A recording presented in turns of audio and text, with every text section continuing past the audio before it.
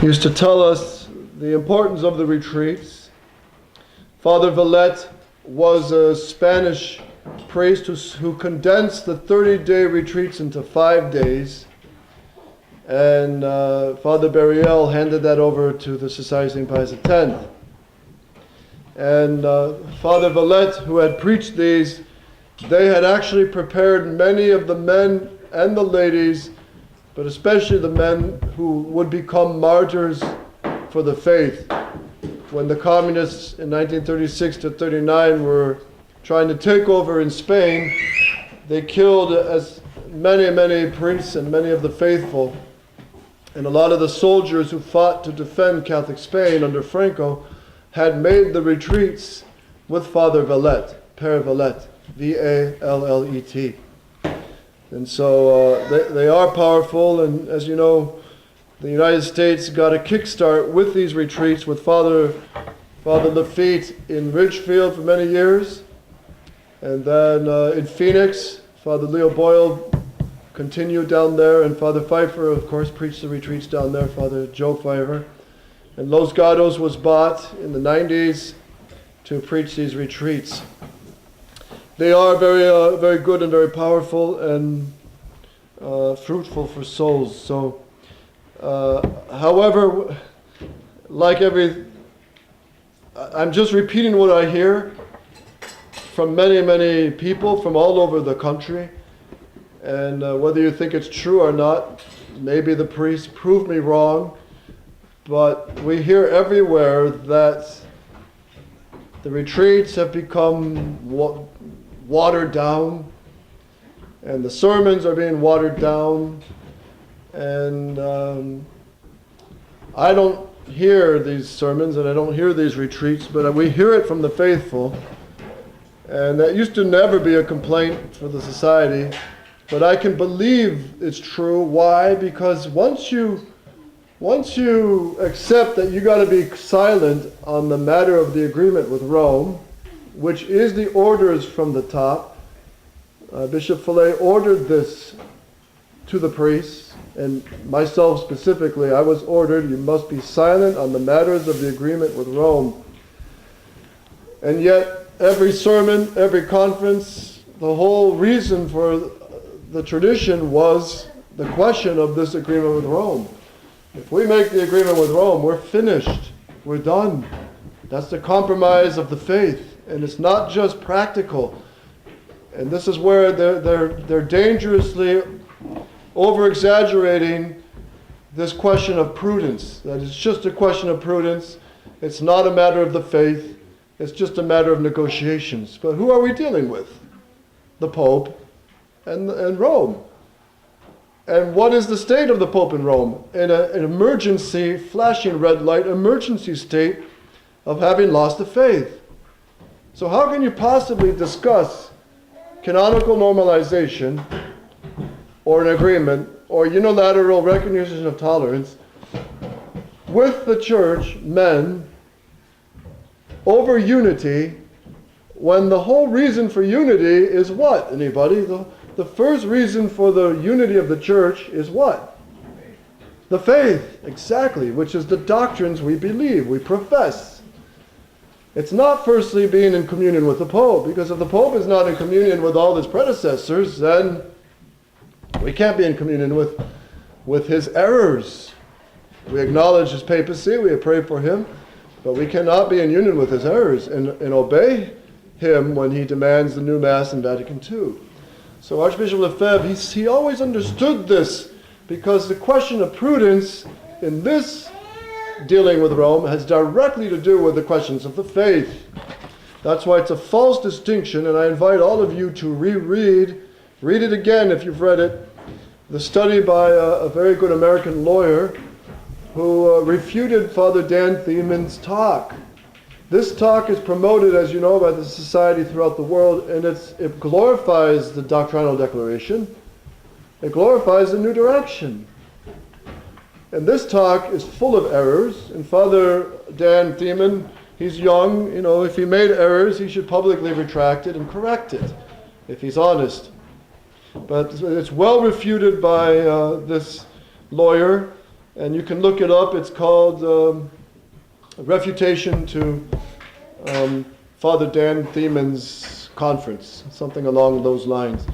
But he does a very good job.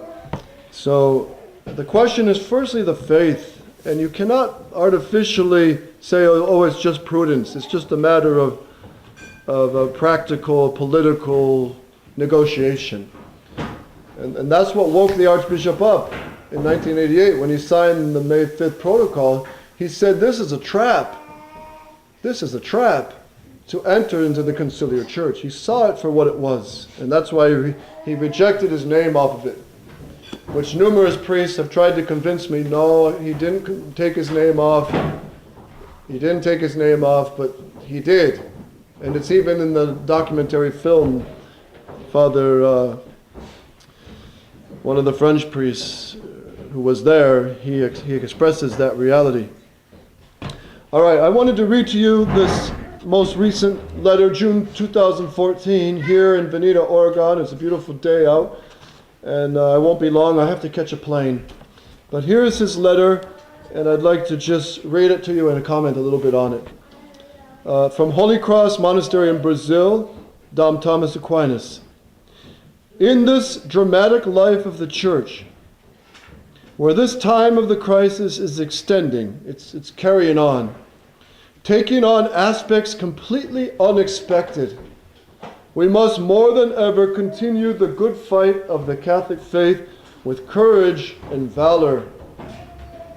Pay attention, you youngsters, because you're in the fight. You little guys, Johnny, you're in the fight. You might be 5, but you're in the battle, boy. Your prayers and your penances shake the world. And that's why Our Lady of Fatima asked for the children in the Eucharistic Crusade to be generous with this. I continue. Who would have thought that one day the Benedictines, Dominicans, and Capuchins of tradition would face having threats or candidates for ordination delayed, just for having the same behavior that Archbishop Lefebvre himself advised and followed? Who would have thought that one of the 4 bishops consecrated by Archbishop Lefebvre would be expelled from the Priestly Society of St. Pius X? Bishop Williamson's position in this current crisis remains more faithful to the teaching, practice, and policies of Archbishop Lefebvre than of Menzingen. Who would have believed that the older priests like Father Faure, Father Pivert, Father de Merode, and many others would one day be expelled from the society for remaining loyal to the direction of Archbishop Lefebvre? Who would have, any of us, who would have thought this 5 years ago? Who would have believed not only priests, but even laymen among the combatants of the first hour would be treated in the same manner for the same reasons? As you know, there was a 89-year-old man in Germany who was in a formal letter told, you're expelled from the parish for simply opposing the agreement with Rome and the new direction. Here in Veneta, we have a venerable old man who was also expelled, and it's happening all over the world and in Asia as well. All this could tempt one to sink into anxiety and paralyze the action that must be taken to continue the work of Catholic restoration. A lot of people could get really puzzled, confused, and just give up. And as Father Pfeiffer says, sad to say, but many people are leaving the Society of St. Pius X Masses, but they're not coming to the resistance. They're going to St. Peter's, they're going to the Indult Mass, some are going to the New Mass, quite a few also are going to the Sedevacantis. Why? Because Bishop Fillet should have listened to the 3 bishops who warned him on April 7th, 2012, do not go in this direction. It will cause division, confusion, and distrust of the superiors. Has this happened? Yes, it has. But we must not fall to this temptation, Dom Thomas Aquinas. We must enter into this combat as Archbishop Lefebvre did, always full of encouragement in the midst of the worst difficulties. Imitate those who have gone before us, even if we are not many, remembering the vision which helped the prophet Elijah, who prayed that the Lord would show his servant that those who were with him were stronger and far more numerous than those who were against him. Quote, "And the Lord opened the eyes of his servant, and he saw, and behold, the mountain was full of horses and chariots of fire all around Elijah." So the enemies and even the friends didn't see what God was doing. But Dom Thomas is saying, as few as we are, we have all the church fathers, all the good popes, all the saints in heaven, Archbishop Lefebvre and the good priests who have died in this combat, all the loyal and good independent priests, such as Father Schell, Father Victor Morose, Father Gomer de Pau in the United States, and many throughout the world, Monsieur l'Abbé Ducourt de Bourget, the great warrior French priest in Paris, who took over St. Nicolas de Chardonnay and led the procession with the altar boys right up the aisle, and they took over the church, and they've had it ever since. These were some of the great warriors. So they're all with us. And they're all shaking their head, wondering, how could Bishop Follet do this to the society?